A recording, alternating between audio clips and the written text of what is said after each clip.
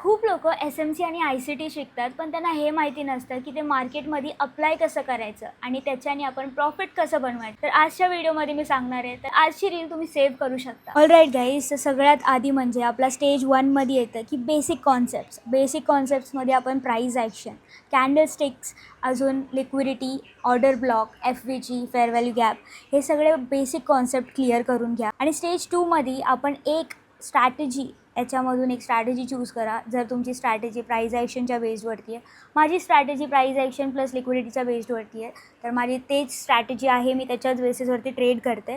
Plus एक strategy find out करा, स्ट्रॅटेजीला apply करा मार्केटमध्ये. तिथे जेव्हा आपण स्टेज 3मध्ये जातो तेव्हा आपल्याला बॅक टेस्टिंग करायची, जी आपण स्ट्रॅटेजी शिकलो, जी स्ट्रॅटेजी आपण लर्न केले.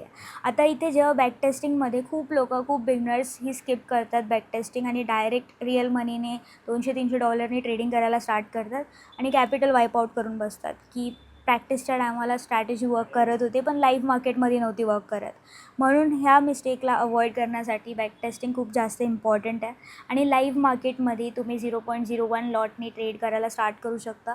एक प्रॉपर रिस्क मॅनेजमेंट फॉलो करा. जर तुम्हाला रिस्क मॅनेजमेंटवरती एक व्हिडिओ पाहिजे तर make sure to comment down.